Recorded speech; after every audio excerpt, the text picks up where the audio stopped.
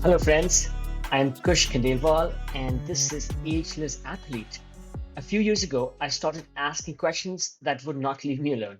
Why do some people keep pushing mentally, physically, spiritually long after others burn out or break down?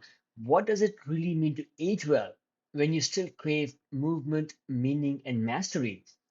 This show is my search for answers. Each week, I talk to elite athletes, everyday adventurers, and pioneering researchers who are stretching the limits of what's possible across age, injury, illness, and self doubt. You will hear hard won lessons, untold stories, and science backed strategies for building a body and mindset that lasts. For those of us joining for the first time, welcome to the show. For the rest, thank you for joining us again. Time is our most valuable asset, and I deeply appreciate you giving me your time today.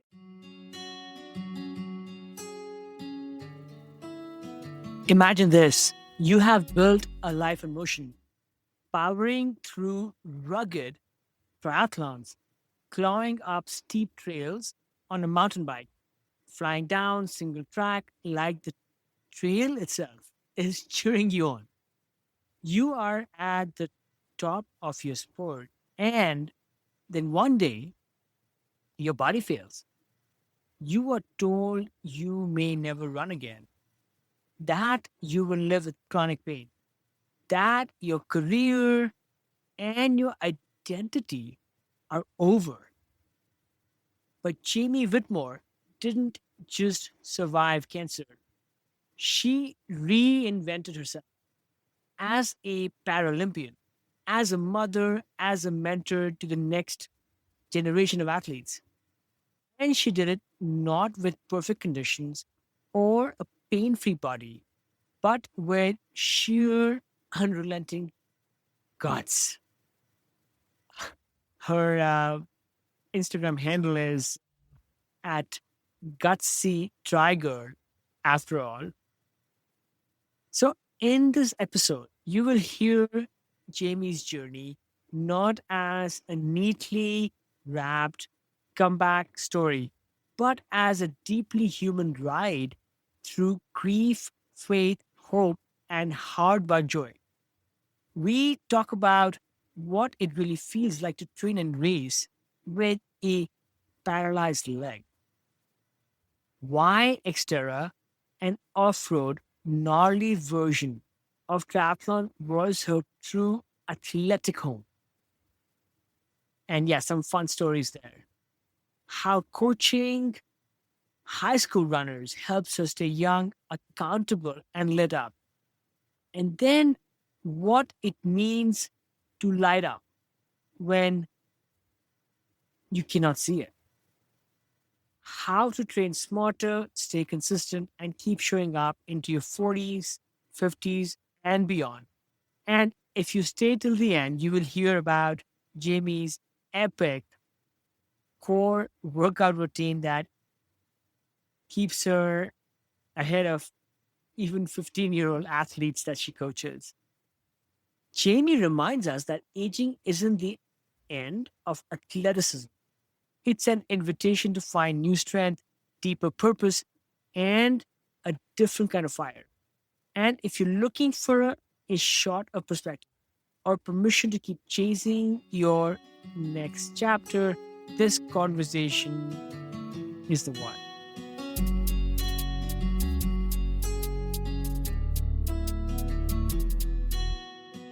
I always start with this question, which is, Jamie, where are you right now? And what did you have for breakfast this morning? As in specifically like in my house where I'm at or in California. No, no, yeah, no. I mean, like, where in the world, where are you? Yeah. I love it how people interpret this question in different ways. But go ahead. Yeah, I am currently sitting in my dining room area in Somerset, California. And for breakfast, I had a peanut butter and honey bagel. What kind of bagel? Oh, plain. I just do plain bagels. When I put peanut butter or sun butter, it has to be plain.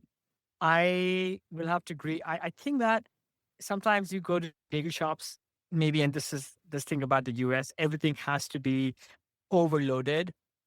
And I guess my argument is if the bagel is delicious to begin with, it should not need too much enhancement. Agreed.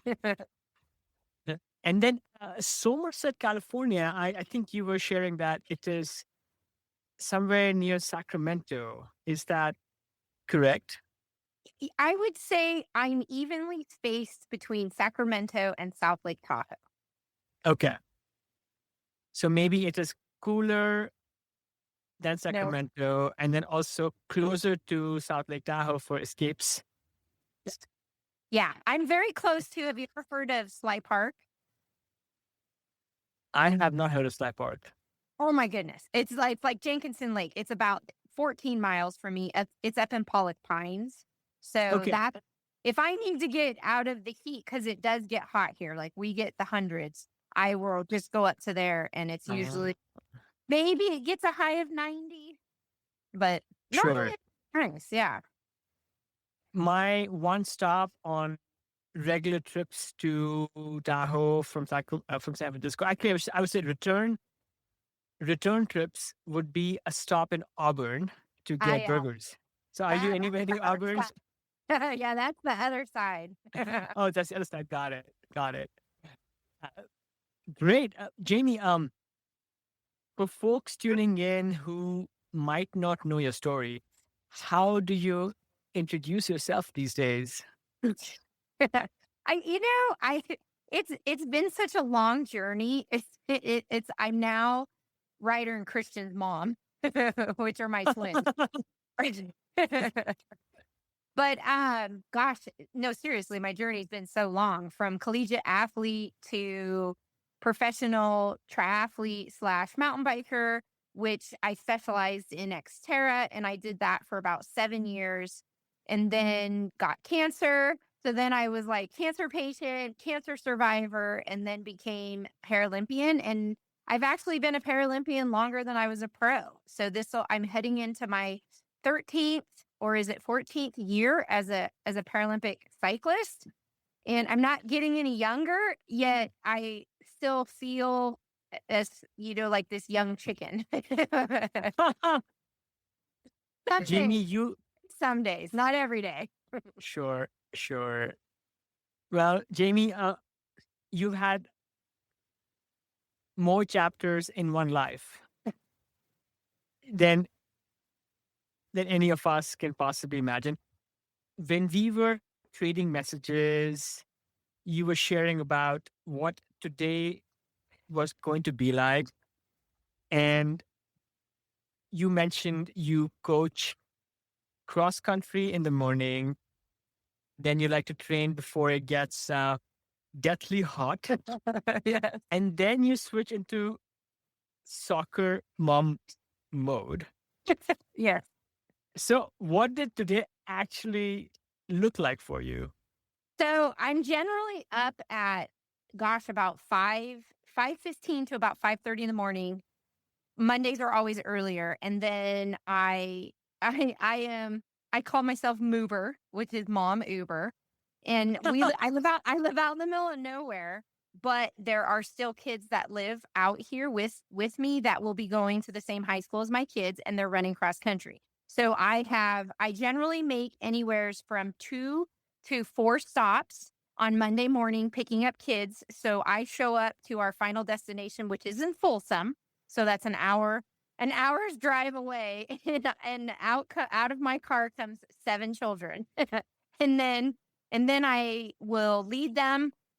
We have a discussion. We kind of introduce our names because everybody's still getting to know each other. We have a question. I give them updates for the week, and then I send them out on their run, which is around Lake Natoma on Mondays. And so there's different kind of groups. Today's kind of like an easier day. This is a recovery week. So the long group only had to go 6 miles, and then it teetered down to some people did 3 miles. And then I ride around on my bike and I ride from like group to group, checking on them. Then they come in and my group will go to Jamba Juice and then I go do my workouts. And then I pick them all up, put them all in my car, and then I drive them home. So and then and then I take a nap after eating, and then I will prepare dinner. I will do household chores. I'll do core or strength training today, and then take my one of my sons down to soccer practice and run errands while he's at soccer practice. Sounds light and easy peasy. No, I'm just kidding.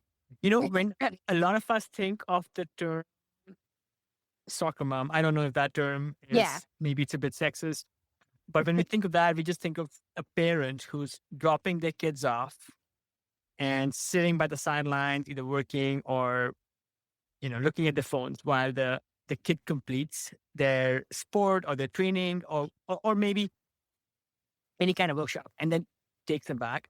You are doing that, plus you are actually training them. Like is that right? Like you're actually coaching these kids So who cross you country, drive. yes. Yes. Yeah. Cross country, yes. Soccer, no. Soccer, I literally do watch or I'll run errands. but the running, yeah. And then Jamie, while these kids are doing their training, you're multitasking and doing your own training. And Yeah.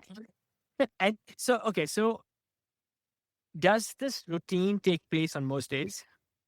I'd say for right now during the summer, yes. I am 5 days a week. I am at practice. And then the other coaches kind of flip flop. So they'll help. So there's a head coach. And then I'm going to kind of be working with varsity, which is the more advanced or elite runners, you could say. And then he works with the beginners. And then we have two other helpers. And so they all take shifts, but I feel guilty if I'm not there every day. I feel, you know what I mean? It's like, I think it's just also because I'm such an athlete myself that I know the importance of having a regular person there, a contact point. Mm.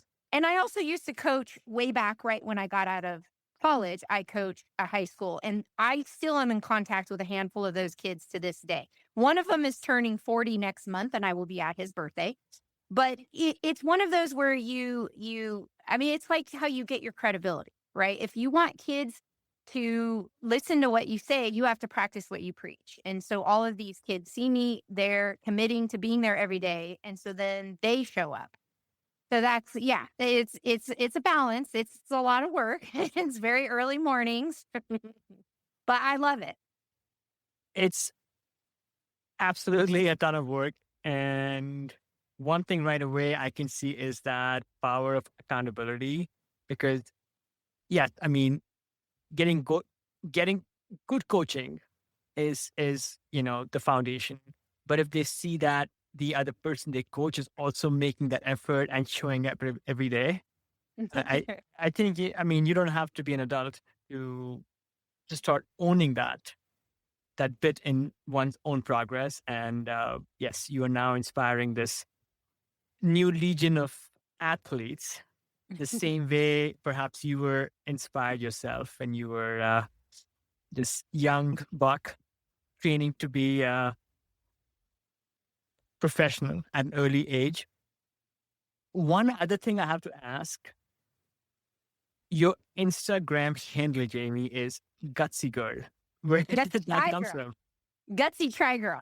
It Gutsy was, Try Girl, right? yes, Right, it's that's Gutsy right. Try Girl. And back in the day, so when I first started coaching at Florin High School, there was the main coach that was the head coach there. He was coaching back when I was in high school. And he was like at my rival school, but yet we weren't really rivals. We kind of were friends, you could say, because like my coach used to coach him or help with him. So it's like this small community, you could say, but it really wasn't that small because these high schools were huge. But so I had known him forever, and he went by the name Parlorhead. So that was like his nickname, Parlorhead. And when I was establishing email, right, because like I'm of the generation where it was just starting, it was he he helped me come up with that because I was pursuing being a professional triathlete. And he wanted to give me something like that was gutsy because he had always known me as this gutsy athlete, even in high school. And he says, I've got it, gutsy tri girl. And I've had that for over 20 years. That's amazing. Well, Jamie,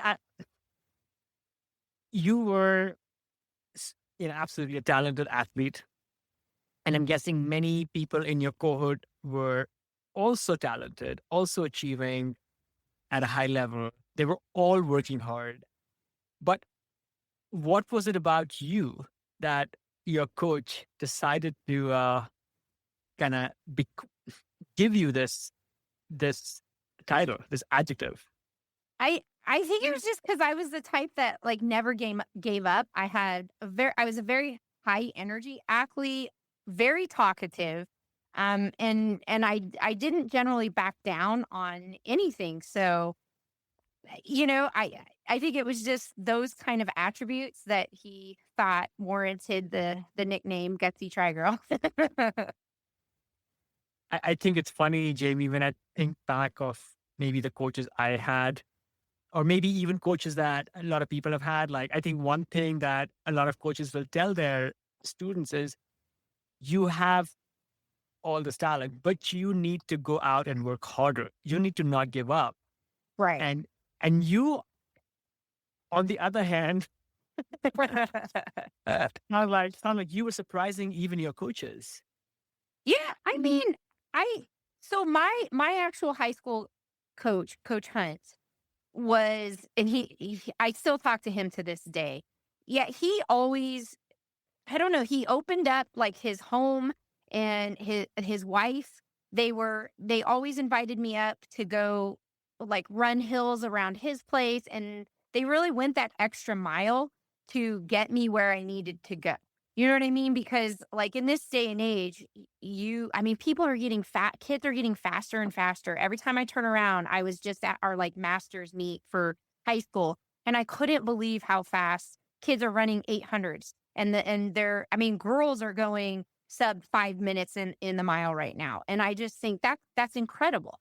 But it doesn't just happen, right? Like I was talking to my former athlete, the one that's going to be 40, and I said, they're going so much faster than you were, and you were fast, and they're going so much faster than me, and I was fast. And it's that more knowledge, I think, on recovery, better intervals, knowing, like, I mean, the commercial about Gatorade and how Gatorade came about, and that gave, my Florida the advantage, those football players, because now they had an electrolyte replacement drink. And so I think it's all this fine tuning that we're doing that heals our bodies faster, that then we can ask more of it. You know what I mean? So it's weird. But kids are just fast now. And I feel slow. When I look back at my time as a high school athlete, I'm like, dang, I would have been like 40th at state meet instead of 14th. Now I would have been like 26, but still, I was like 14th even back then. Kids are just incredibly fast. I don't know what it is. Yeah. Yeah. I mean, exactly. Like, it's a combination of just know how, maybe just evolutionary forces, and maybe a healthy bit of perhaps peer pressure and knowing what is possible. Like, I always go back to that Roger Bannister story, like when he broke that 4 minute mile, like it took so long. And Right. now I think so many people have done that and keep doing it. So yeah, I mean, just knowing that something is possible really changes the game. Jamie, one thing, or let's say you've had so many chapters, but if you go back a little bit to those early years, the one thing that people know about you is your dominance of XTERRA discipline. And I will confess, I did not know what an XTERRA was until actually recently. I had Ned over, and I think you know of Ned, on the Oh yeah. podcast, and he shared a little bit about XTERRA. And then I wanted to understand that a bit better. And I have a feeling that people listening would also want to understand that before it starts sounding uh, too technical. XTERRA isn't your average triathlon, right? It's like off road, uh, rugged terrain. But I will let you describe to us what is an XTERRA race, JD. So you kind of nailed it on the head. Is that it is an off road triathlon, and it's similar to an Olympic distance triathlon. So our swim is about 1.5 kilometers. Our bike rides are usually about 18 miles because in mountain biking it's not as fast, and we might have like these massive hill climbs. And then the run is usually a 10K. Now that all varies based off of where the races are, but we have races all over the world, and I used to race all over the world. I loved it because it was off-road. Like, you're not hitting the pavement. You didn't have to just be a strong cyclist. You also had to be technically inclined. You needed to be able to navigate rock gardens or rock drop-offs, or anything, because it just depended on where we had these races. But that was the element that I liked. And same with just trail running. I've always loved trail running more than running on pavement. So it was really my, like, I always call XTERRA was my thing. It was my jam.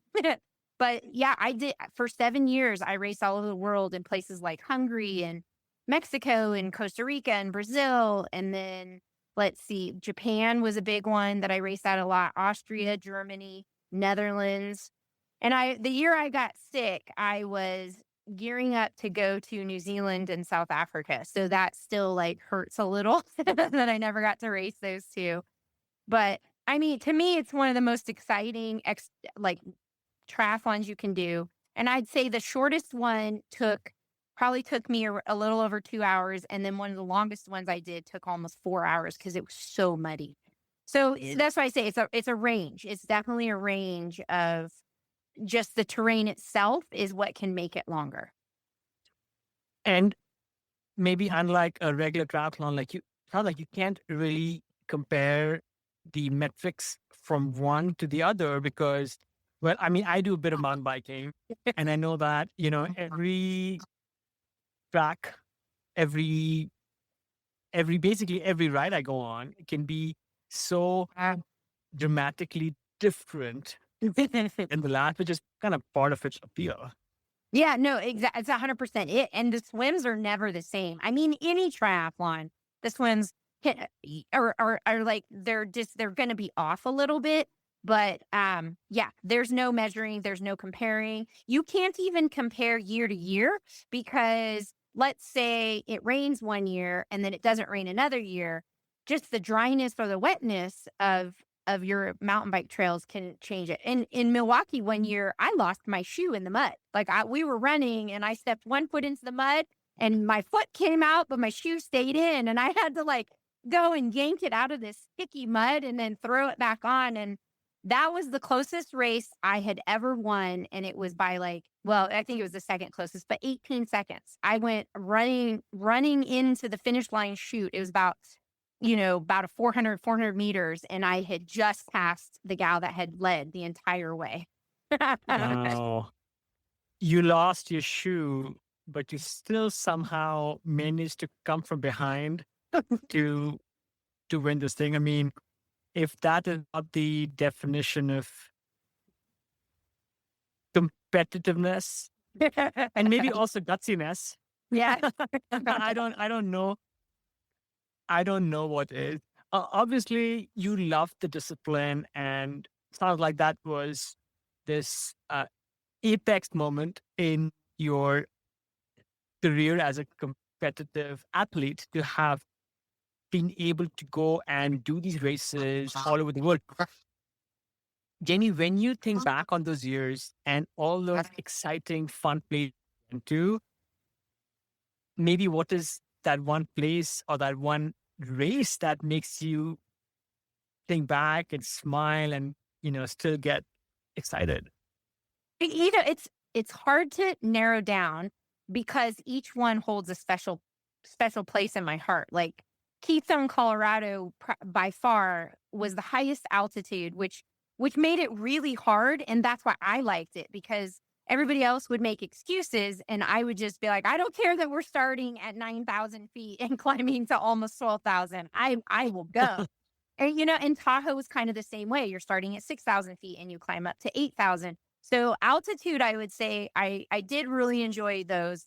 And the view in Tahoe was just amazing. I mean, you've been to South Lake Tahoe. It's when you get up on the Flume Trail, it's the most epic view of Lake Tahoe.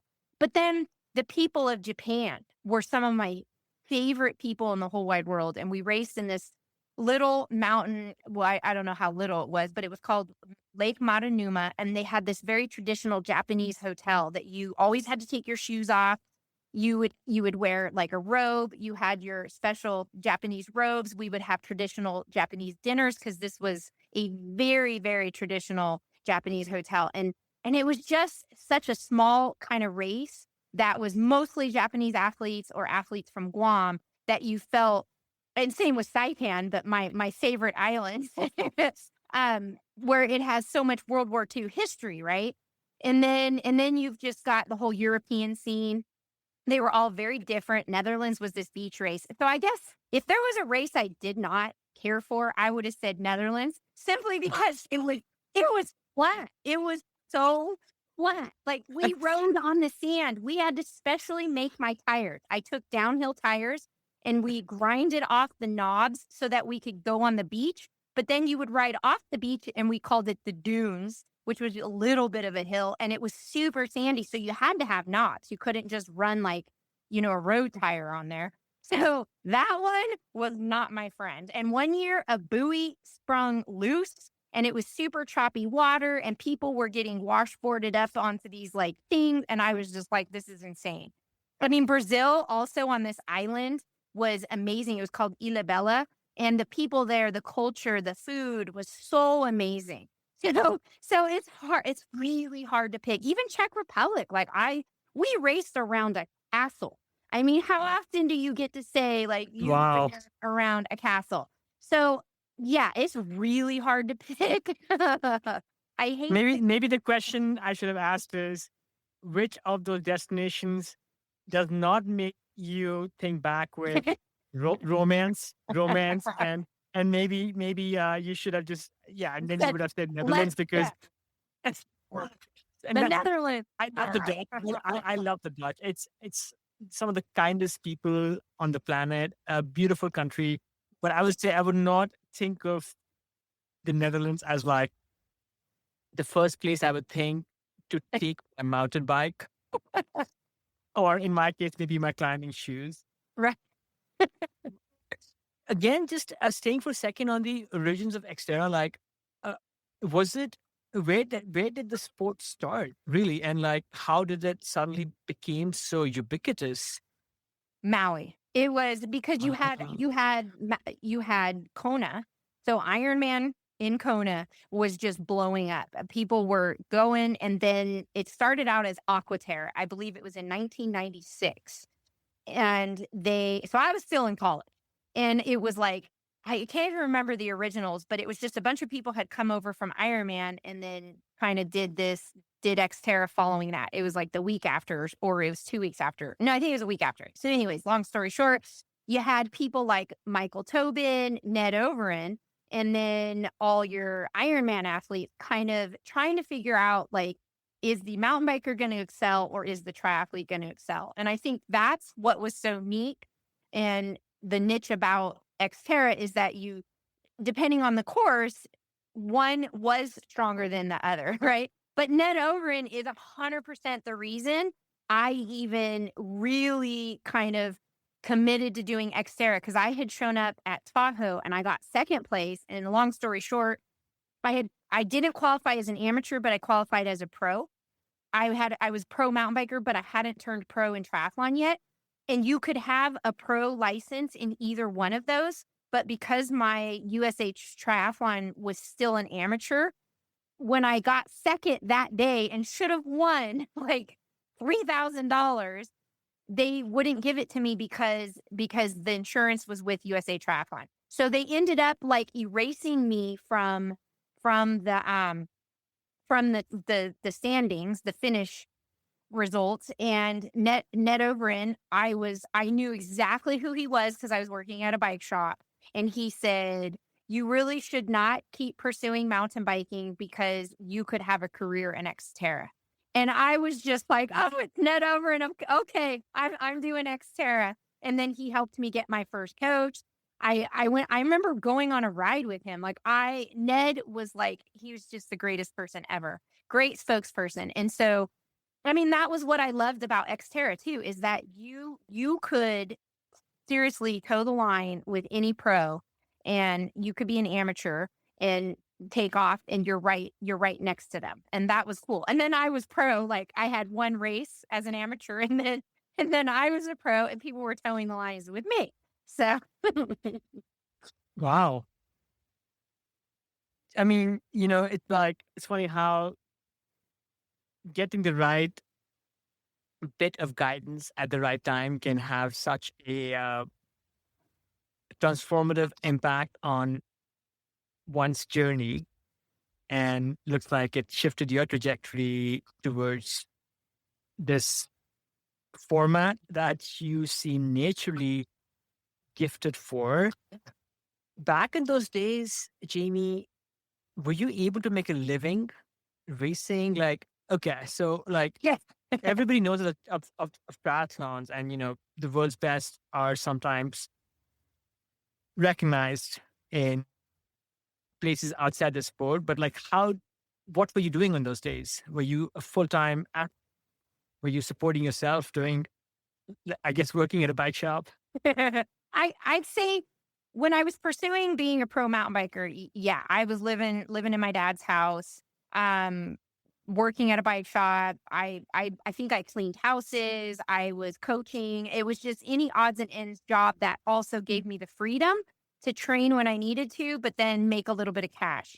And so from there, I want to say once I won Saipan, so in 2002.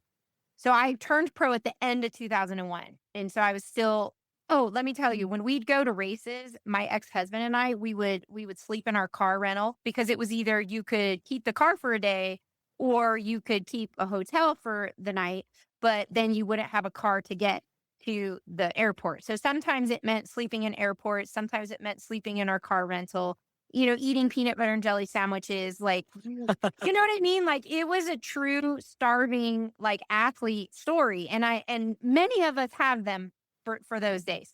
And I'd say right around 2002, I had beat the reigning world champion in Saipan. I had figured out, I saved money. My dad helped me. We flew all the way out to Saipan, and I won that race. I think I beat second by 11 minutes, and then beat the reigning world champion by 26 minutes. So all of a sudden, eyes were kind of on me. Then we went to Richmond, and I had a mechanical. My seat post broke. Then we went to Keystone, and I won again. And then we went to Tahoe, and it came down to that race that whoever won that won the series against Melanie McQuaid.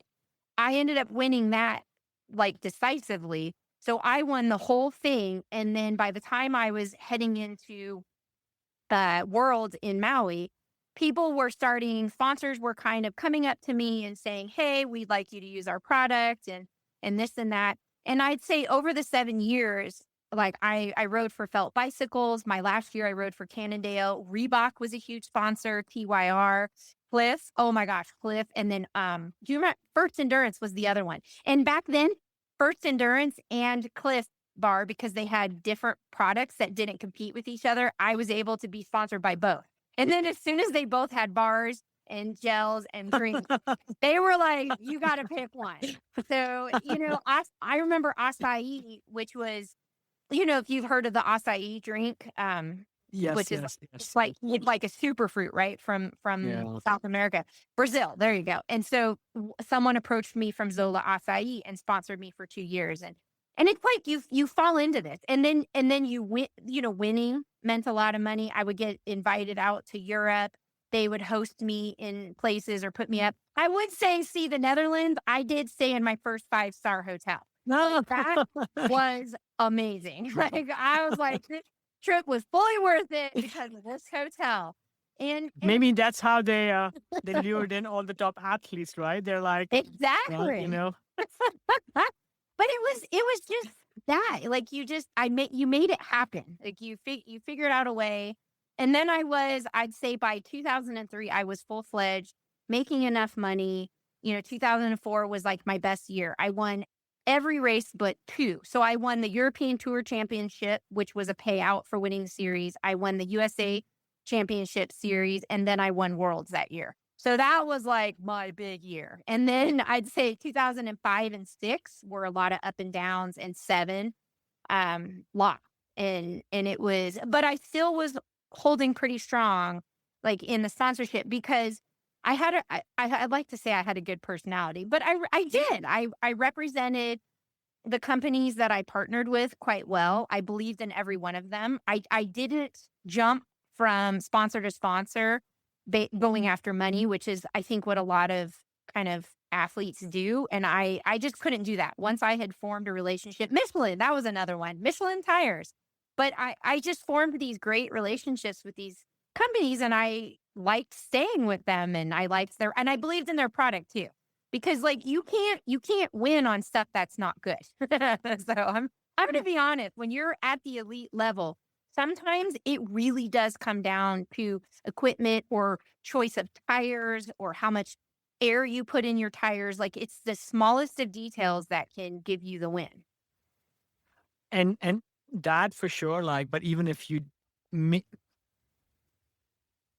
don't believe in the product, I think after a while, people can see through that, Right. like people can see that. Jamie, you were peaking as an athlete. Sounds like you were having a whole lot of fun discovering yourself, discovering these places. But then everything changed for you. You were diagnosed with this difficult kind of cancer. And you lost use of your part of your body. So we're not going to have you go through the whole story. But if we were to go back to that chapter of your life, beyond the medical facts, what did it feel like day to day? Ooh, that's a really good question. I'd say it was hard. I think a key thing was when I found out that I was disabled, because everybody kept saying you're going to have the Lance Armstrong story. You're going to come back. You're going to race as a pro.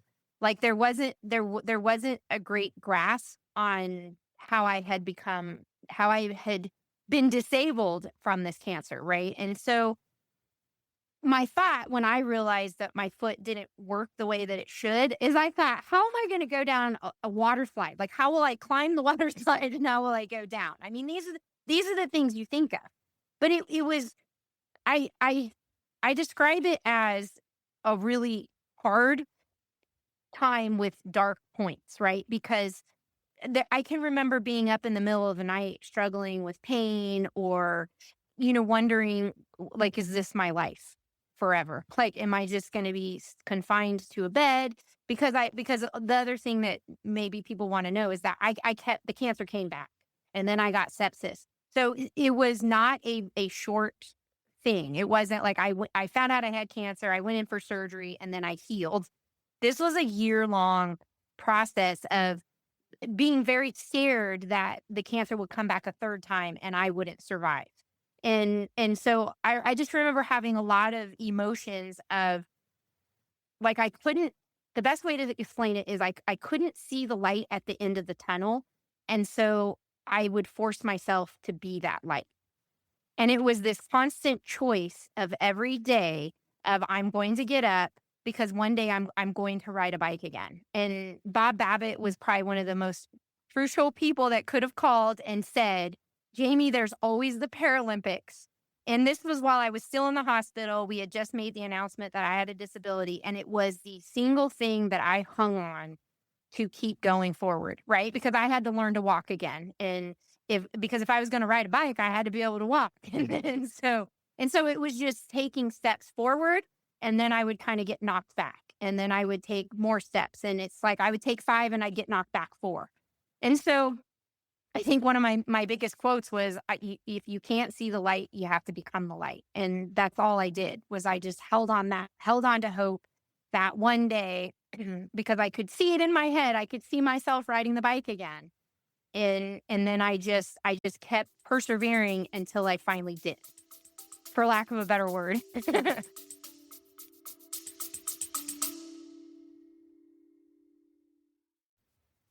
I've been thinking a lot about energy, not just in training, but in recovery, in focus, in how we age. So when I came across NutriSense, it hit home.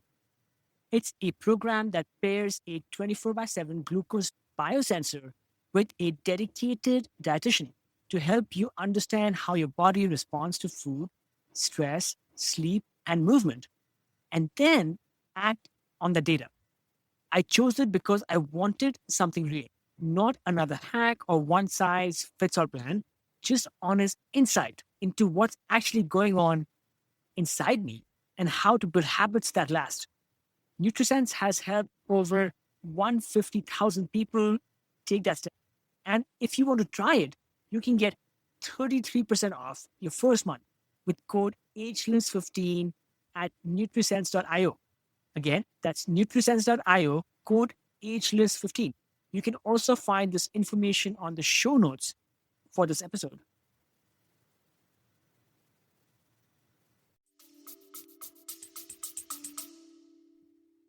Jamie, this quote from you is indeed quite profound, that when you couldn't see the light, you had to become the light. Mm. Could you maybe help remember one or two things from that period where you manifested this quote of yours? I'd say the first one was when I found out the cancer had come back. I can remember sitting in the doctor's office, and I was smiling because I was so excited to tell them, like, hey, I'm swimming every day and I am lifting weights. And then I would drive to San Francisco and I would get radiation, and then I would drive home, and it was like that was my day. I'd get up in the morning, work out, go do radiation, drive home, and I would just be exhausted from it.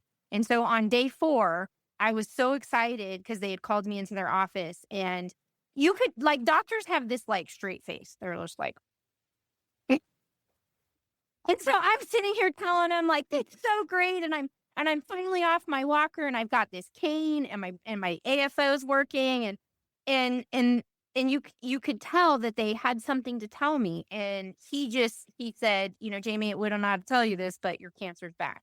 And I looked at him, and I still kept smiling because I was not going to let them wipe that smile off my face. And then he said, it's much more aggressive and it's faster growing than we thought. Like, they thought it was kind of slow to medium, and it was a very aggressive cancer. It was a sarcoma. They were worried it was going to spread. And I still was smiling, and they kept saying, so we need to have another surgery because it's already the same size. It's a grapefruit. And I just kept looking at him. And I left the office, and I felt this very heaviness over me that, oh my gosh, like, this is real. Like, I could die. Like, I survived all of that. I've been, going along with life, trying to make the best of being disabled, told I'd never run again, maybe never ride a bike. And now you're telling me the cancer's back. And it was such a long drive home. And I had to call my ex-husband at the time, or my husband at the time. I had to call him. I had to call family, and I had to tell everybody, like, we're not done. Like, I'm not done. And we had already set another surgery date. And I remember for about a day, because that's all I would allow myself, a day, I was crying and I was processing. And then I woke up the next day and I was like, I can't let this change me. I still have to fight to the bitter end, and I'm not done. So I went to the gym the next day and I carried on, and people would look at me and I would just say, here I am, like I'm doing this. And I did, but I remember that heaviness and then fighting that and looking to the positive of, well, I can still swim, I can still work out, I can still like inspire others to not give up. Like somebody's probably worse off than me right now. And it was like that. I would show up to radiation and there'd be all of these ladies sitting in this room because you'd wait. And they were so sad. Like you could just see the heaviness on them. And when I would walk into a room, it was like I lit up the room. I would start sharing stories and I would tell them all of this stuff. And I had many people like search me out, Google me, and send me emails saying that they were really scared about starting radiation, but after meeting me, they knew they could do it. And it was so empowering, right? Like knowing that I could make a positive difference for others. And it's just I just allowed that to fuel me. And then I just kept being a light, kept being a light. I would say the next time was when I got sepsis and almost died after the second surgery because I was like, I just had it with hospitals. And again, it was another time that was just really hard. And I mean, I was running a fever. I didn't know where I was. I was becoming very like, what's going on? And I was having to have all these tests and stuff to make sure it hadn't affected my heart. And then it was just another setback. I was so ready to like start riding my bike. I had just beaten my second cancer surgery, and now I'm almost going to die because of sepsis. So that was another really hard time. And once again, it just had to do with people like emailing me or coming to visit me at the hospital and just like sharing how much of an impact like I had made thus far. And I just thought, well, I got to keep going. I can't give up. And so I got out of bed and I would like hobble to the nurse's station on my walker. And it was just this refusal. My dad always taught me, you can't give up in life. Like you can't allow that to be part of your vocabulary. You have to, when you start something, you finish it. And I had this, I had this motto that I was going to be like Ned Overend and I was going to be racing well into my 50s and be super competitive. And I was only 32 at this time, right? Or 31. And I just thought like,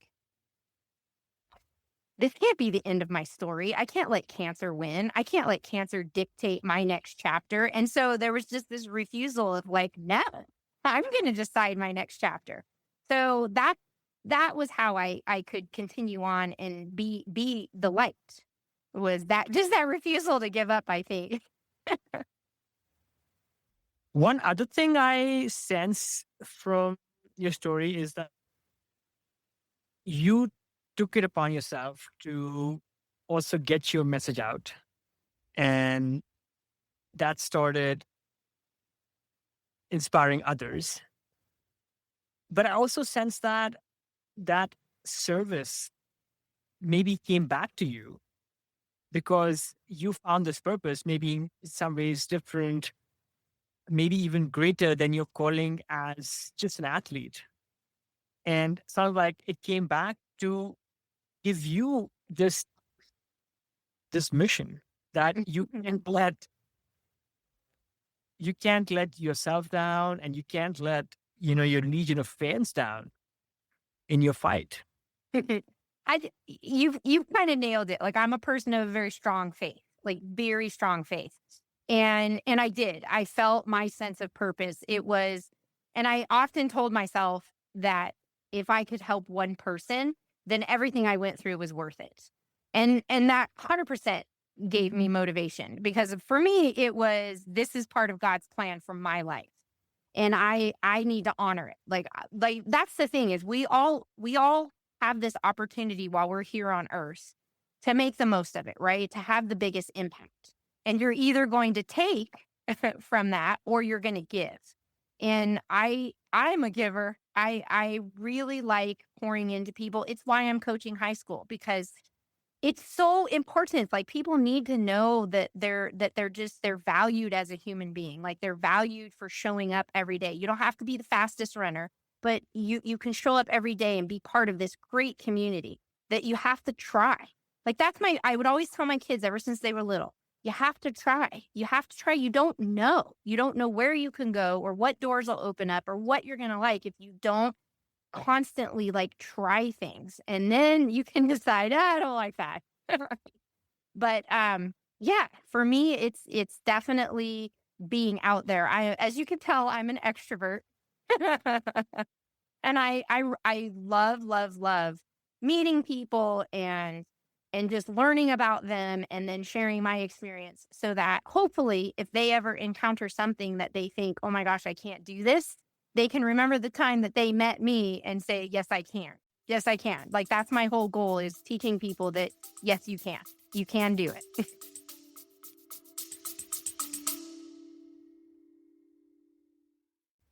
Friends, it means a lot that you're here. I pour a ton of heart into the show. The research, the interviews, the editing, it's all me, trying to share stories that matter. If Ageless Athlete has ever made you feel seen, inspired you, or just kept you company on a long drive, or better, over a run or a bike ride, I would be so grateful if you considered supporting it. Even a small amount helps keep it going, helps keep bringing the show to you for free. You can chip in at buymeacoffee.com slash agelessathlete. Again, buymeacoffee.com slash agelessathlete. You can find the link on the show notes as well. Thank you for listening and for being part of this.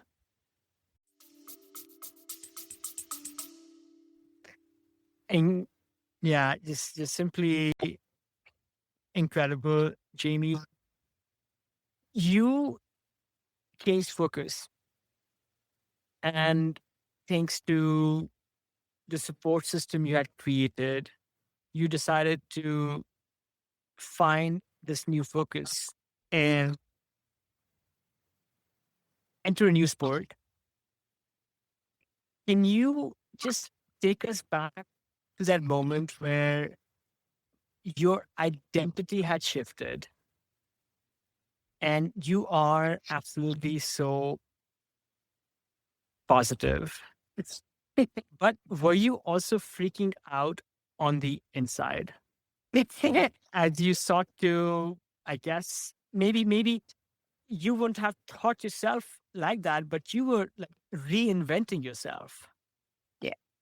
I'd say when I learned I'd never run again, it was definitely like it was like being in a room where all the oxygen was like being sucked out of it and you were trying to and I was trying to breathe. And it was really hard because running, oh my gosh, running was my passion. I'd been doing it since 8th grade. I loved the feel of it. I loved the smells of it. I loved just my foot, like the pounding of it. And learning that there was no possibility of me ever being able to do that again because of how I was disabled was so hard to take that I held on to, well, then I will ride my bike. I will get back on a bike. And I clung to that. And it was like every time I would make steps to getting back on the bike, I would have these huge setbacks. The cancer came back, the sepsis, then I got pregnant with twins. And what happened was I finally realized that it was because I was trying to do it and not allowing God to put me on that path. So for me, it was one day I just said, I released it all and said, "Okay, God, I will ride again when you want me to ride again." And it was almost exactly 3 years to the day that I had my surgery that we discovered like everything just lined up. I discovered an AFO that I would be able to pedal. We had borrowed a tandem so that I could be on the back. And and then I remember putting my hair in my Jamie Whitmore race braids because I always had double race braids.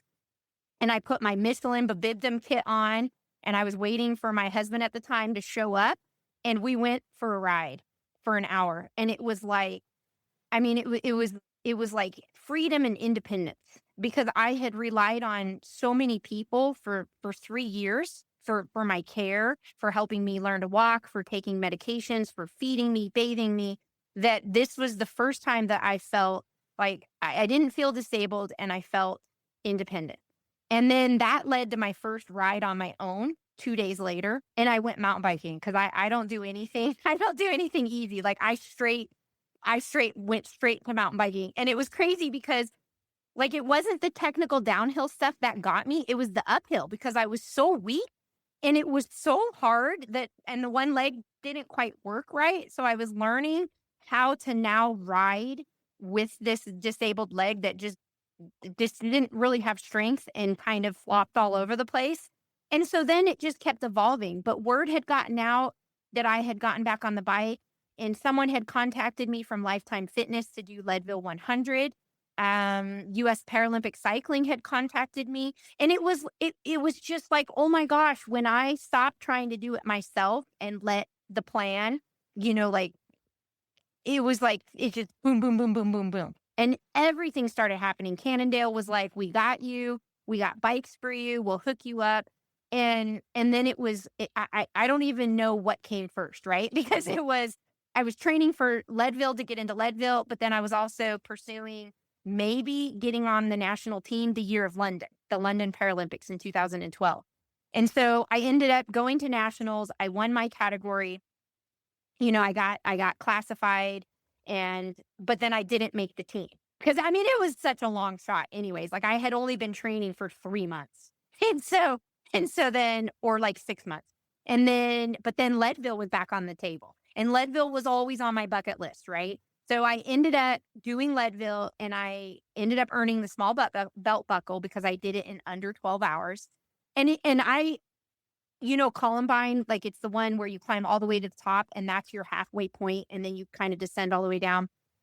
There were so many tears when I hit that turnaround point and it was like tears of joy, right? Like I was writing down and I was so happy because so many people just didn't know. I didn't know. Like, was this ever going to be possible? Was I truly going to be able to ride my bike again and be competitive and make things happen? And here I was doing one of the hardest races in the world, or at least in the US, and being disabled doing it. And things were still kind of weird.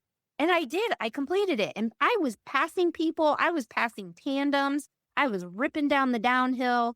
And it was one of the greatest feelings because, gosh, 4 years prior to that, I was in a hospital bed, wondering what my fate was. And here I was, like, taking life by its hand and just embracing this opportunity. And so, I feel like ever since then, that's what it's been about, is just seizing these moments and these opportunities. And I had gotten invited out to New Zealand and out to Guam to do an XTERRA. I got invited to go do Utah, which was the finals for XTERRA. And it was just, I just kept going. And in 2013 is when kind of like that Paris cycling career just took off. And I had made my first national team. I got invited to the camp. That year I won the time trial and the road. So I was a world champion. My first full year racing as a Paralympic athlete. The next year I stepped foot on the track, which is the velodrome. And I was scared to death because I had never ridden a velodrome. And my coach kept saying, dude, mountain biking's way harder. And I was like, but there's no brakes. This is a fixed geared. Are you nuts? And if you've ever been to LA's velodrome, it's like a hot dog. And it's like the steepest walls ever. And so here I am finding myself trying something new. I was like 37 at the time. And I crushed it. I went to Worlds that year, set 2 world records, one in the 500, one in the 3K pursuit for my category. And then I feel like I just never looked back. It was like full momentum. Let's go. I'm going to get to Rio because that was my goal. I wanted to compete in the Paralympics, and I didn't want to just compete in the Paralympics. I wanted to win gold. Like that I was like, I have been to the bottom. I have been in quicksand, and I'm going to make it to that mountain.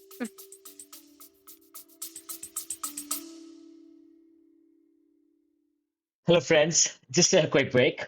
This is not an ad. If you have been enjoying these conversations, I would love for you to subscribe to my newsletter. It is where I go deeper, sharing stories, reflections, and behind the scenes insights that don't always make it into the podcast. I write about what I'm learning from elite athletes and how to stay ageless in body and mind.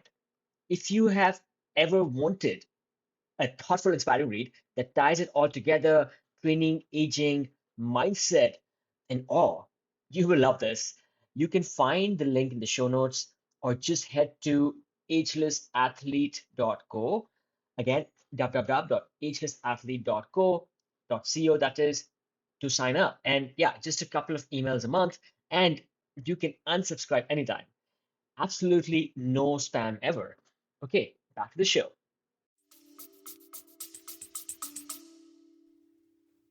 Wow, Jamie, just wow. Like people are not watching me here, but like my jaw just dropped. And maybe this is hitting me particularly hard because uh, like I was sharing earlier, I'm a new mountain biker and I kind of mountain bike occasionally, but I absolutely love the sport. I actually went mountain biking in Boulder yesterday Nice. and I was attempting this ride which had some blacks in it. And I yeah, I mean I would try to pedal down like a couple of rocky sections, but became when those sections became longer, like I was getting off my bike, and I'm an able-bodied person, and I was scared. And and and here you are with a new body after having lost part of your body, and the first sport that you decided to go and joust with was on your mountain bike. It might help us actually if we take a second, Jamie. Would you mind helping us understand what were your physical limitations after your illness? So I have no sciatic nerve in my left leg, which means everything below my knee is paralyzed. So if you think of somebody in a wheelchair, a paraplegic, where they can't feel their leg and they can't move it, everything below my knee is like that. I can't feel my foot. I can't wiggle it. It's completely rendered useless. But my quad, so my inner left quad work, and those nerves kind of allow me to bend my knee. So doctors really thought I just wasn't going to be able to bend the knee at all, but they kind of took over, which is the greatest thing about kind of like our human bodies is that certain things can happen and they think it has to do with just me being a lifelong athlete. So so it allows me to bend my knee so I can kind of walk.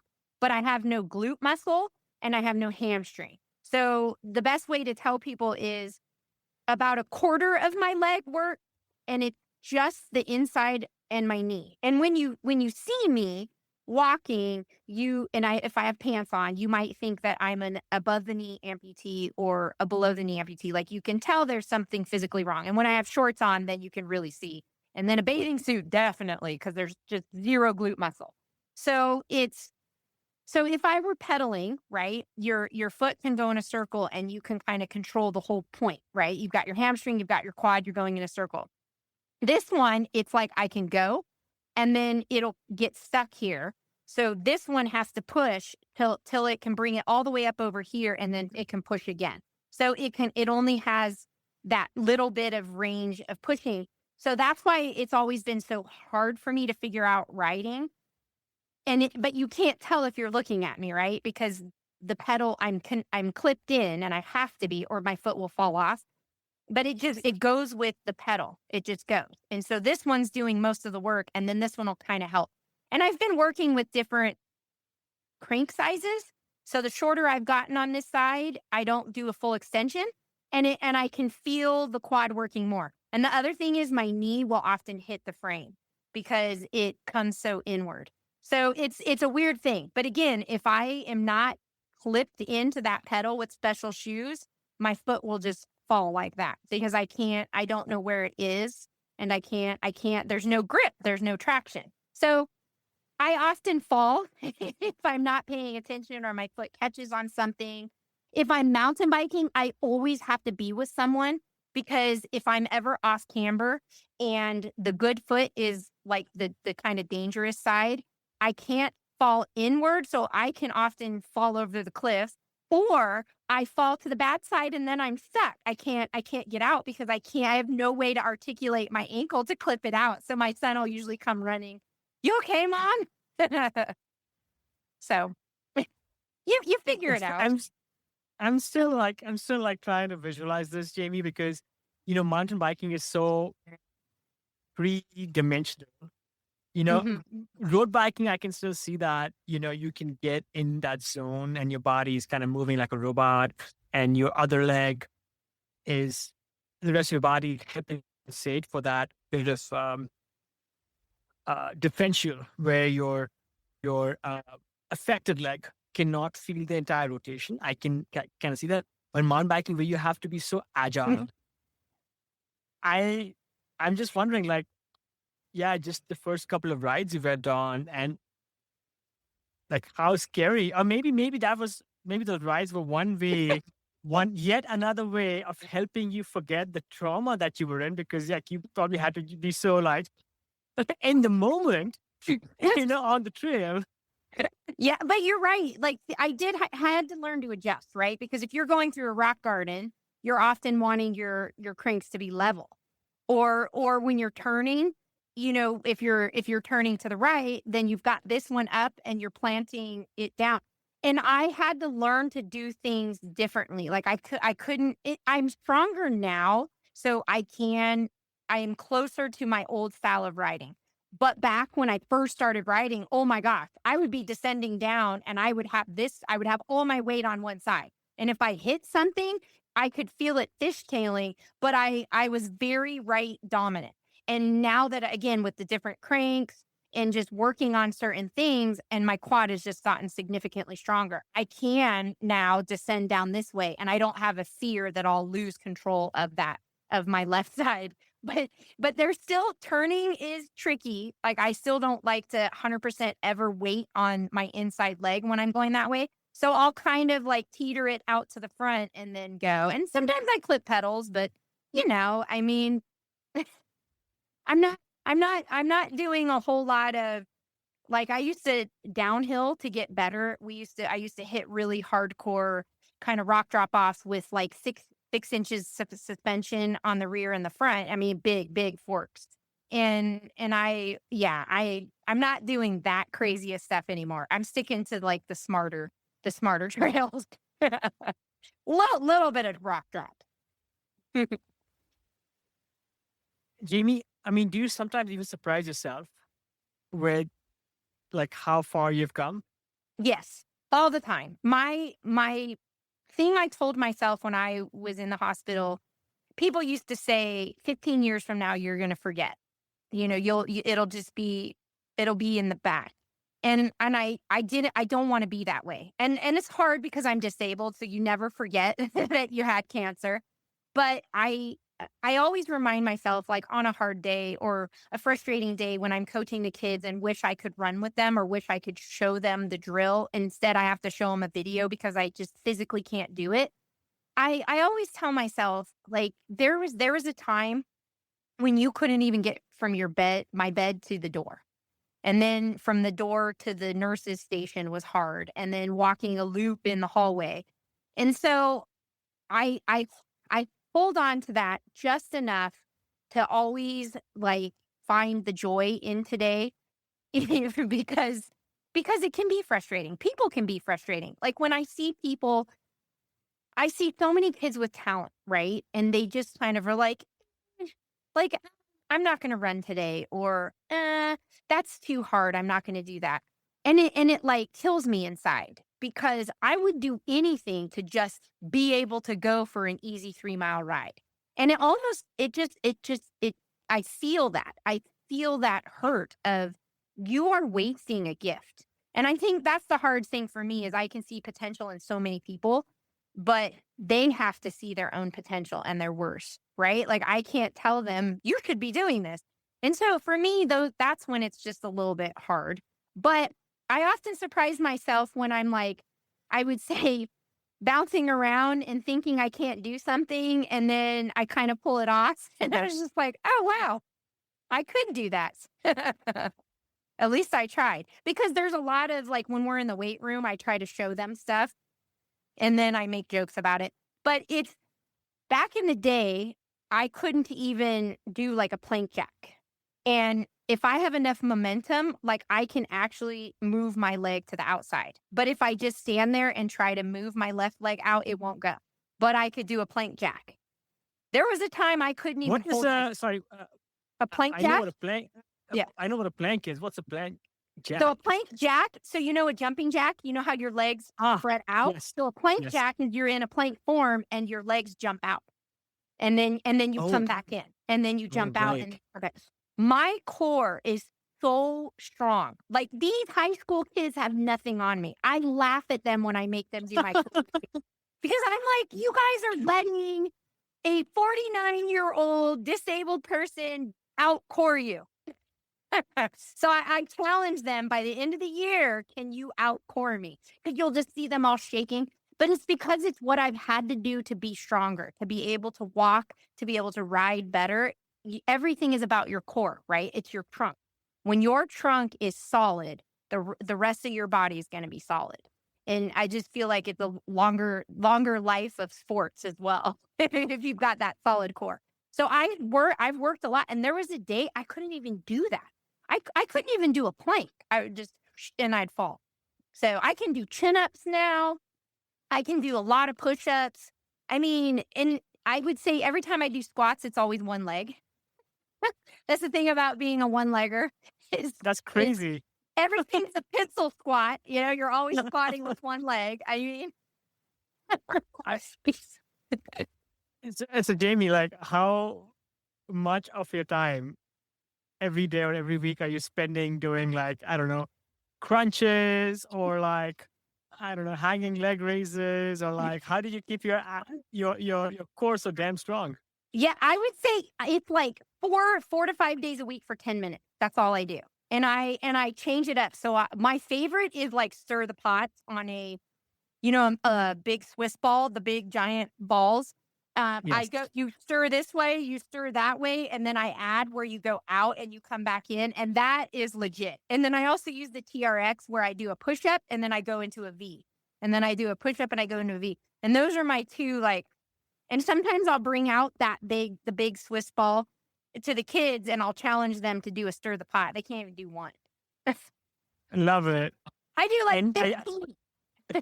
No, and I love it. And it's like, I think what you're sharing is it's not always maybe the duration of like the workout. It's maybe the consistency and the intensity. Yes. Because I do some of those exercises you're telling me because I guess I had more time to go to the gym and spend, so much time doing core work. And now I hate that stuff. I don't know. I just hate that stuff, but I know that it is important for me. And those benchmarks are also important for me because I also cannot let like the kids at the climbing gym outshine me when it comes to doing leg raises. I make sure I get those TRX, Right. more workouts in and those leg because it's like, I mean, I don't know, it's kind of becomes part of your identity, right? Yeah. And it could be worse. It could be as far as what one identifies one with, there could be things a lot worse than, having some like nerdy exercise goals. We live in these times, right? Like America is going through like this, I don't know, this obesity crisis. And, people are so unhealthy everywhere around you, around us. Let me add that. And I know this, I mean, it sounds like a simple question, but maybe not. Maybe it's a difficult question, but like, what would you say to people listening, right, who are able-bodied and need to find that motivation to be able to continue moving as they get older? Like, what can they start doing today? What are some actionable things they can take over here? For me, I've always found the key to staying motivated has been variety. For me, I don't like riding the same place. I don't like doing the same core workouts. And I emulate that with my athletes, right? Every one of them. I try to change it up enough every day. So we don't do the same strength exercises each day. Some will be similar and I'll repeat some, but for the vast majority, I'm always introducing something new because I think we get bored, right? We live in a world where you can just hop on your phone and be entertained, right? You can, I mean, it's just people are always looking for the easy button. I hate that commercial. Like, just push the easy button. And I've always been a person that's chosen the hard way, but I recognize that not everybody is like that. So the first thing is you have to start. You have to start. You have to walk. You have to get on a bike. You have to join a gym. You have to go play pickleball. You've got to start. And the second is like investing in yourself and making it fun, right? I would say the third would be make it fun. And consistency. Don't go so big on the first day that you can't even walk or do something the next day. It's like little baby steps. Start, be consistent, and make it fun. Find someone to help you, to go along with you, hold you accountable. This is why we do summer practices, because everybody will always tell you, I like running with someone.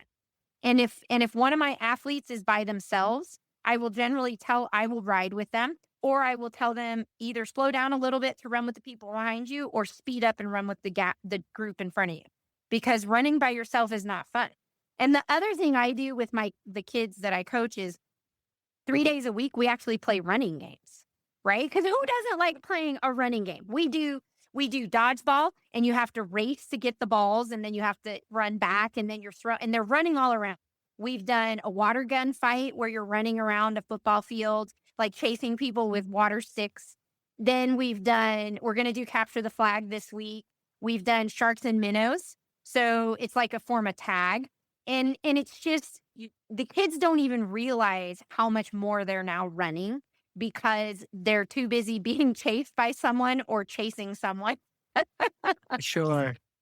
But it's just that fun element. And I teach these kids, it's about a lifestyle.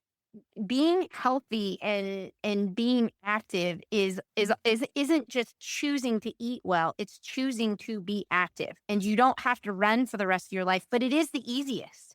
You just need a pair of shoes. You could run in jeans. My son runs in jeans. You know what I mean? So you just truly need shoes. And a stopwatch is nice, but you don't need a stopwatch. You could run with your phone. It is the most minimalist activity that you can do anywhere in the world at any given time. You could even do it indoors on a treadmill when you're at a hotel. Like, there's zero excuses. But challenge yourself. Like, have a goal. I'm a very goal-oriented person. And one of the things I was teaching my kids is pick a micro goal and pick a macro goal. So pick something that maybe you can achieve in a month, in a week, in 2 months. And then pick something that's but that you can achieve it, right? Like, it's there. Your goal could be, I want to work up to run 8 miles. You're going to do it. You will do it. And then there's a macro goal, which is the one that's way far away, and make that one, like, you might not make it, but you might get it. You know what I mean? Something so far out there, but that, like, you're driven to get it. And when you have these two goals, you feel the satisfaction of meeting that first one, and then you chase after that harder one. And I just think people give up too easily. You know what I mean? Like, it's like, oh, it's hard, I don't want to do it. Life is hard. The best things in life are that to which we worked hard for. That's my motto. Somebody else said this to me recently, which is go and chase the fun. And yeah, if there's a trick to make any difficult activity, both on and off the playing field, fun, then we can subconsciously reap the benefits without it feeling like drudgery.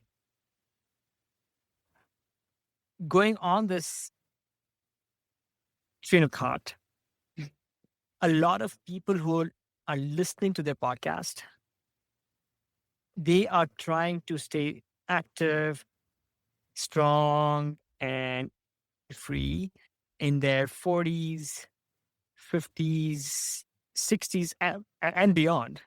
And then from your perspective, Jamie, both as an athlete and a coach, what should we be doing differently as we age? And just FYI, I'm also in my upper 40s. So just like you, I'm also, the big 50 is knocking. Right? I know, right? I've got a year. I just turned 49 in May. And I would say it's weird because say 40, 40, I still felt like I was in my 20s. Like I was still super competitive. I was hitting high power, based off of my disability, but it was totally achievable. And then, I'd say it's kind of ebbed and flowed. And I finally got a new coach because I had been with my other one for like over 10 years and he was amazing. But we all get stagnant. We all become I don't even want to use the word complacent, but people do become complacent as well. When you're doing the same thing all the time, it's not going to change. Your body knows that routine. Your mind knows that routine, and it's like you dread it. My coach could give me 2 workouts in 2 weeks. That's the same thing, and I'm already dreading it. I have to go ride in a new place, and so that because I'm like, oh, I got to do 2x20s again. But I would say the key to being older for me has truly been being more to the point. So when I'm very intentional, there's the word I was looking for. I'm very intentional when I go into the weight room. Okay. I'm doing something that's engaging my whole body. So you could do a normal squat and you're just working your squat, right? Or you could do a pull-off squat, which is you're holding a medicine ball. You can squat down and then you can extend out and come in, right? And then you come up and then you squat and then you go out and you come in. I've done a renegade row, which is you're in a plank position and you row up here and then you row here. So I'm working on core and I'm working on my arms. I'm working on my legs, I'm working on core, and then I'm working on my arms. So everything I do is working like the whole body. So instead of spending an hour in the gym, I mean, I do have one leg, but my workouts are generally done in 30 minutes. And then I'll add on maybe another 8 to 10 minutes for more core because I love core. And again, it's changing the routine. I don't do the same thing every day. I might do side planks where I'm reaching and going up. I might do hip dips. I change up the core all the time. Doing it with people's really helped. Sometimes too, it's doing things like water aerobics is great for people who they can't have the impact, but it's such a low calorie burning thing, right? Like you're just not going to burn the calories as if you get on a bike. Get on a bike and go ride, join a spin class, push yourself. You'll spend less time. That's why I like running. Running, you can burn more calories and get your workout done in 30 minutes. Boom, you're done. But also, it's like changing it. You don't want to just run 30 minutes every single day. You want to run 30 minutes, then you want to run 45, then maybe only a 15-minute run.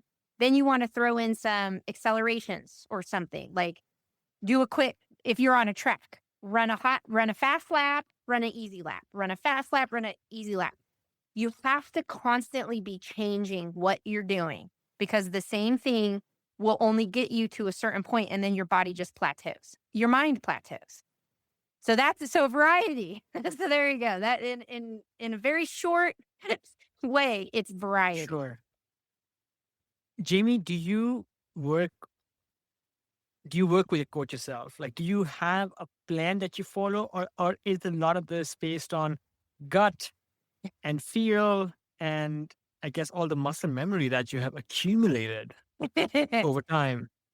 I do have a coach, and again, he's new to me, so I've been with him for about 7 months. My other coach I had been with for a little over 10 years, and I like him because he trained under my first coach, but he's different enough that my brain is very stimulated and my body is responding really well. And then when it comes to like strength training, he'll give me things like new things that I learned. Like a lot of my new core has been from his wife, who's learning to be a Pilates instructor, and it's been fantastic. It's stuff I just never even knew existed. And so then I incorporate and I adapt things that he's teaching me. And then I then apply that as I do my own research and my own memory of years of work, doing strength training. And then I do that with the kids and I implement that for them and I create programs for them. But I also do other things. So I like to go out and kayak. I do like to rock climb, but that's the one that I do the least. I was learning to sit ski. So I keep challenging myself to do new things so that I'm not always doing cycling. And back in the day when I was a triathlete, it was like 3 different sports built into one, right? Like I was always doing something different. And I think that's also the thing that we forget. It's like we're runners and we only run. But it's like if you're a runner, you should be cycling. It will make you faster and it will make you stronger. And everyone should lift. You all should lift for your bone health. We should all be lifting. And you don't have to like lift as in like weights. You can do a lot of stuff just by jumping and doing band work. And I'm not talking like box jumps. It's just doing single leg. If you've ever watched soccer, they do a lot of drills where they do like scissor kicks and they do in outs and they hop on one leg and then they switch and hop on another because it's just good for our bones to like build that density. It keeps us from getting osteoporosis. I mean, variety, I mean, this is such a cliche line, but variety does like add spice. And like one thing I was sharing that I'm new to mountain biking. And the one thing I love about mountain biking is that like, my goals are like pretty low. Like it's a new sport for me. It's not my primary sport, but I still get so much joy out of it. And I think all of us would be better served if we were to just go outside of core sport and pick up something new because if nothing else, it just keeps things fresh.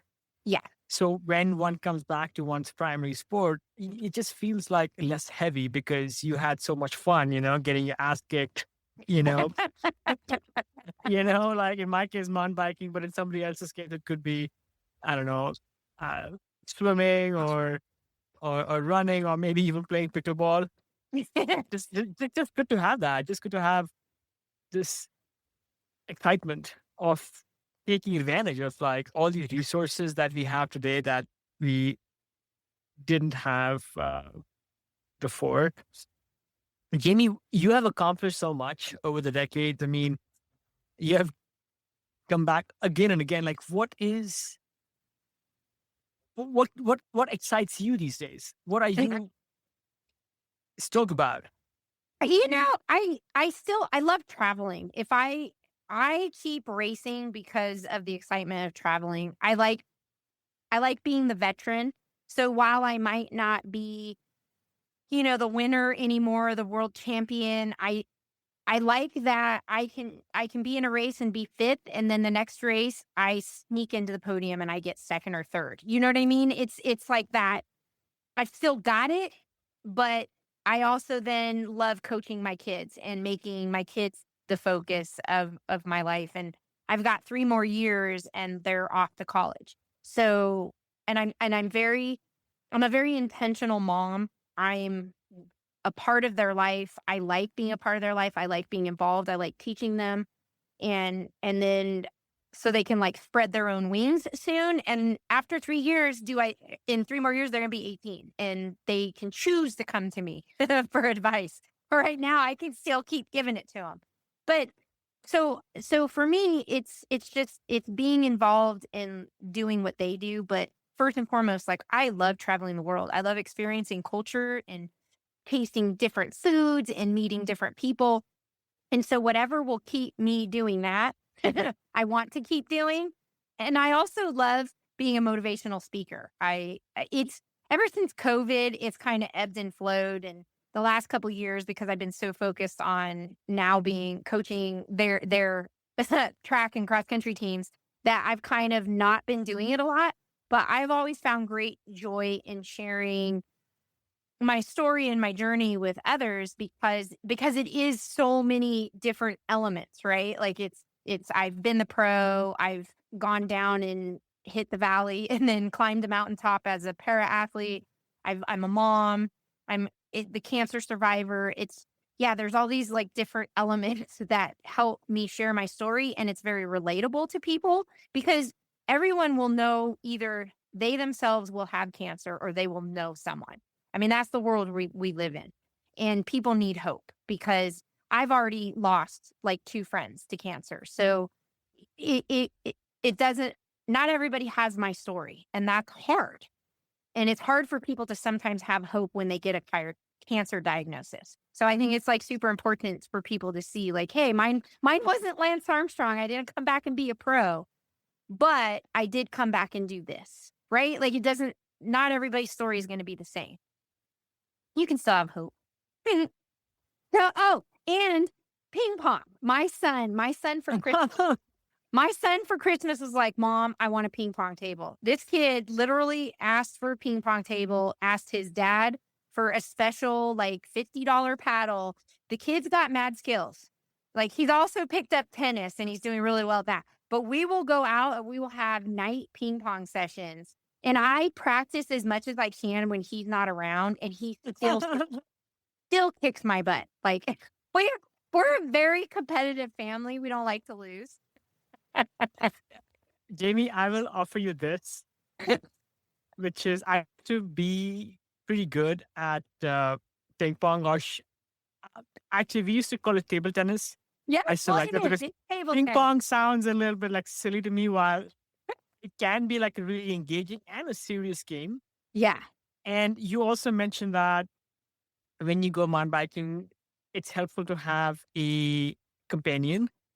So maybe the next time I'm coming through California, your neck of the woods, if you're okay with an easy ride and you need a companion, I would love to offer my services.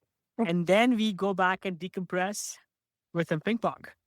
I would love that. Anything that you could teach me to beat my son, I am in. I even went and got a paddle. I got like the $50 paddle to play him because I was like, he is schooling me. His paddle is better.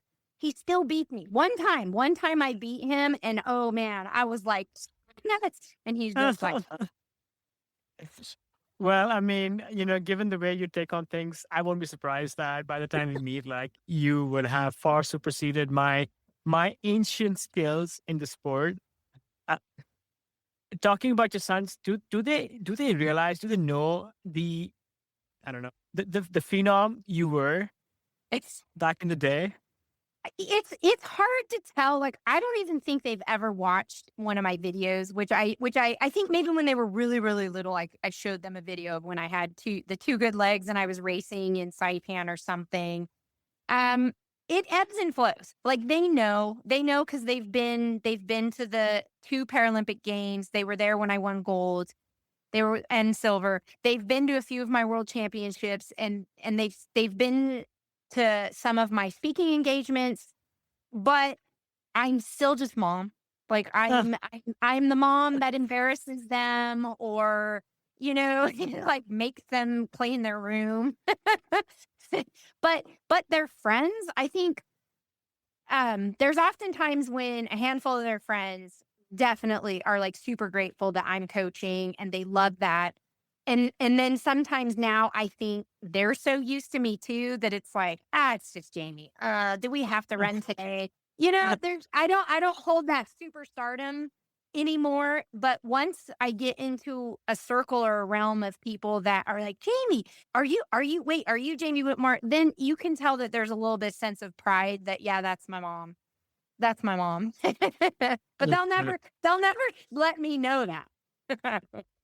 Yeah. No, I mean, I'm older than your kids are, and I still don't think I know how to ask the right questions to get my mom to open up about her life, before she had me and my brother. So hopefully your kids will turn out to be more thoughtful and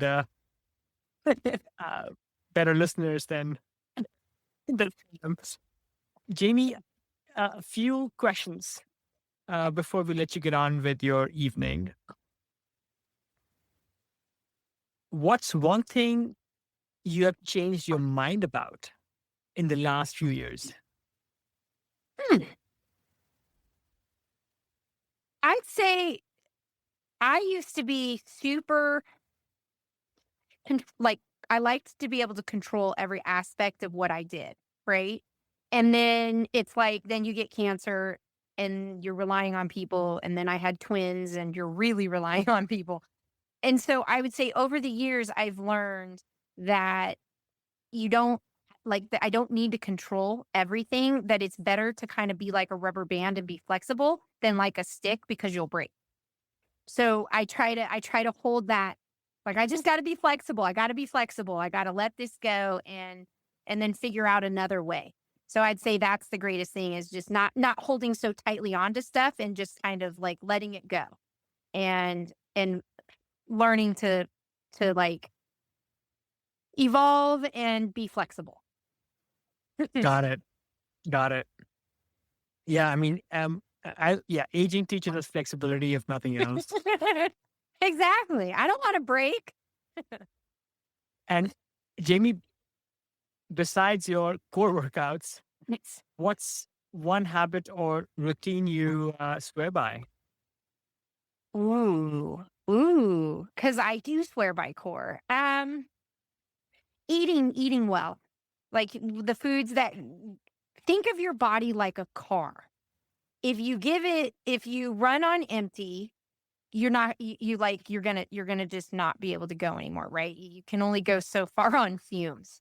Also, if you give yourself crappy gas, you don't run as efficient. So you think of your body in that same way. You need to always be fueling, you need to always be eating, and it needs to be the right foods. Like really choose what goes into your body because it matters. Like often I did not eat well when I was younger. And I think of how much better of an athlete I could have been. And maybe that's what led to my cancer, right? Because we don't know. We don't always know what causes cancer, but your food, think of food like gasoline for a sports car and treat your body like a sports car. Give it only the best. For sure. Jamie, many people listening, maybe many of the able-bodied people listening, they likely don't know enough about sports for adaptive athletes, such as even sports as big as or events as big as the Paralympics. What's one reason why people need to pay the Paralympics more attention? Because it is some of the most inspirational athletes that you will ever meet in your life.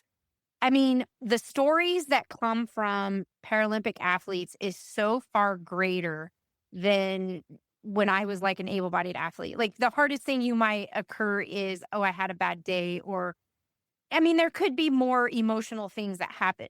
But when you have a physical disability to where your daily life has challenges, just walking or visually impaired people, right? You can't see anything. You're heavily reliant on somebody picking you up or guiding you somewhere. Um, when you go to the Paralympics and you see all of these different sports where people have adapted and they're so competitive, just watch track and field, watch swimming, watch cycling. My one of my bestest friends who's a paraplegic in a wheelchair, he hand cycles. And he hand cycles up a lot of the mountains that I cycle up, like with his arms. Could you Wow. imagine climbing Pikes Peak? We climbed Pikes Peak together. I rode the whole thing with him. He did it all with his arms. It's some of the, and people complain on their legs, which is the two strongest muscles in your body, right? Your quads and your glutes. So it's one of those, it's just incredible. Goalball is played by people who cannot see and have to listen for a ball, right? They have to listen for the ball, they have to stop it, and then they have to try to make a goal to the other side. It's incredible. I almost called it murder ball, but wheelchair rugby is a lot is people with multiple issues. They might be quads, they might have hands and feet issues, but they're all in wheelchairs just slamming into each other, and it's essentially just it's rugby. It's so exciting to watch. And then you've got soccer with people with CP, which is cerebral palsy, so they've got some sort of like paralysis to their arm and leg, and they're just running around, kicking the ball, just like regular soccer players. And it's just incredible. People missing both their limbs, running on 2 prosthetics, super fast. And so it's, I don't know, we get stuck in this poor me attitude, right? Like, I'm sure we all know someone that is the victim, or, oh gosh, life is so hard. You watch the Paralympics, and there's no way you will not walk away inspired and thinking, I'm never going to feel sorry for myself again. I feel that way. And I'm part of the Paralympics, but I will always meet someone else that I'm just like, dang, you're amazing, because we can all inspire each other. Jamie, I know you speak at events. Actually, you said that yourself. You are a motivational speaker. I'm curious if you ever got feedback from one of your talks, maybe the impact they made on somebody that even took you by surprise. Um, I'd say every once in a while, well, I'd say almost every talk, at least a handful of people will come to me and share um, something that they've taken away. But one person had just lost someone to cancer, and they were really struggling with it. And I'd say, there were some things that were shared, and they definitely, after my talk, it just changed their perspective, their outlook. They weren't angry with God anymore after hearing my story, because I was never angry with God and they were. And I think those are the ones that definitely kind of, wow, that's huge. Like, that I couldn't ask for anything better than for someone to say that. Like, they found their way back. I mean, it's very touching. It hits home. Beautiful. The fun question. What's been the best use of $100 in recent memory? Doesn't have to be the exact amount. Mm. Um, Gosh, I don't know. I always like to spend my stuff on other people. I'd say getting the kids like water balloons and Powerade bars and things like that, so that it enhances their experience at our next like workout. You know what I mean? If I can make a workout fun, I would say that's when I've spent my $100. I got dodgeballs. I went to Walmart and bought a bunch of like the real dodgeballs, and the kids just love it. $5 a piece. Awesome. But hang on. Who still eats Powerade bars? I mean, they're on Amazon, and on a hot day, I don't like it because there's high fructose corn syrup and red dye in the red ones. But every once in a while, I feel like a little splurge is okay. Okay. So, Okay. yeah, Fair. no. Oh, I'm talking about the Powerade, that it's So the drink Powerade, Oh, Powerade. Yes, of course. they Of make course. them in like, instead of a Otter Pop, it's a Powerade pop. Oh, Did I say Power okay. Bar? I meant Powerade. No, Powerade. Powerade it's pop. fine. There you go. Okay. Okay. I Powerade did pop. not realize that they made bars as well. I'll have to keep Yeah, an eye out for. they're like Otter Pops. It's an Otter Pop. But Okay. it's Well, just, I don't even know what an Otter Pop is. What's an Otter oh my Pop? gosh. Hang on one sec. I'm going to show you. So, like, this is a Powerade pop. Like, here. See? So there, you freeze them. Oh, okay. See? So I know I'm giving Powerade a plug, but yeah, I found those on Amazon, and I freeze them. And on our really hot days after a long run, I hand them out to the kids. Okay.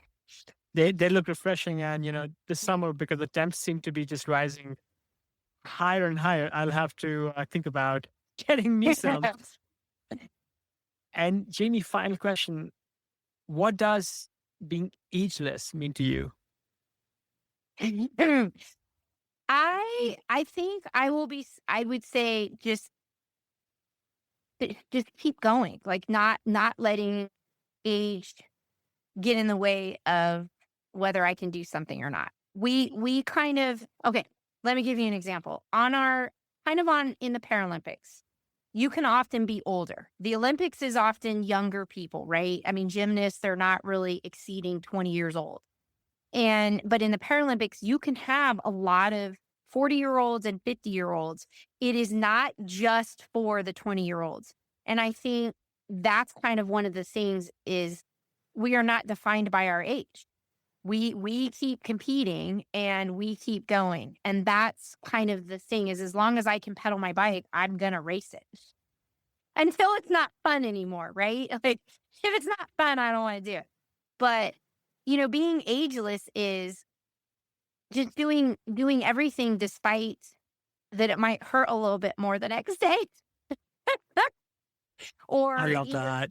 trying to keep up with the kids.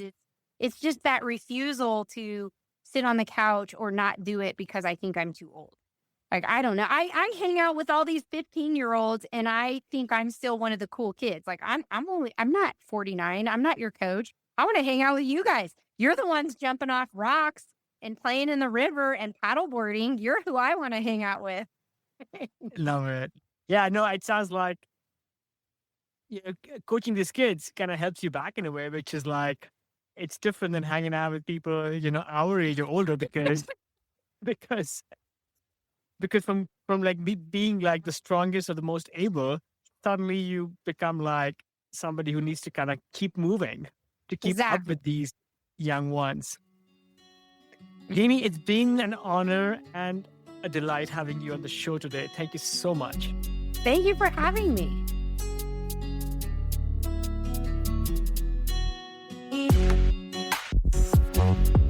That's it, folks. Thanks for tuning in to this episode of the Ageless Athlete Podcast. I hope you enjoyed this show just as much as I enjoyed creating and producing it.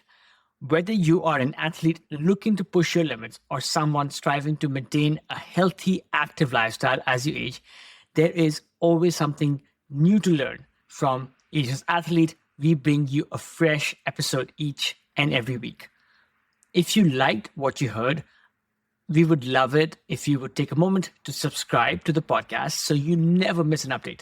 And if you really liked what you heard, please leave us a review, crush those 5 stars on Spotify or Apple Podcasts or wherever else you listen to your podcasts.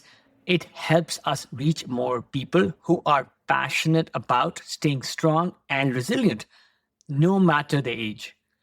Don't forget to visit our website and leave your email so I can send you occasional insights, stories, and tips to keep you inspired and motivated on your journey. You can also follow us on Instagram at Ageless Athlete Podcast and on YouTube at Ageless Athlete Podcast as well for even more great content. All of these links are available on the show notes for this episode. This show is entirely produced by me, Kush Khandelwal, based out of California with the help of my trusted adventure pup, Roger. Until next time, keep challenging yourself. Keep pushing those limits. Stay mentally and physically fit. Continue doing what you love to do. And my friends, stay ageless.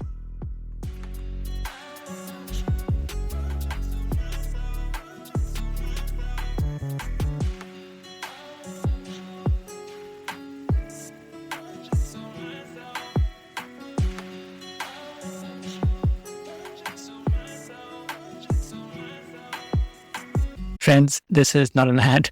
This is just a quick message to those amongst us who are listening to Ageless Athlete podcast for the first time. I would love it if you would hit subscribe and follow on your favorite podcast app, whether it's Apple Podcasts or Spotify or Stitcher or Overcast or what have you.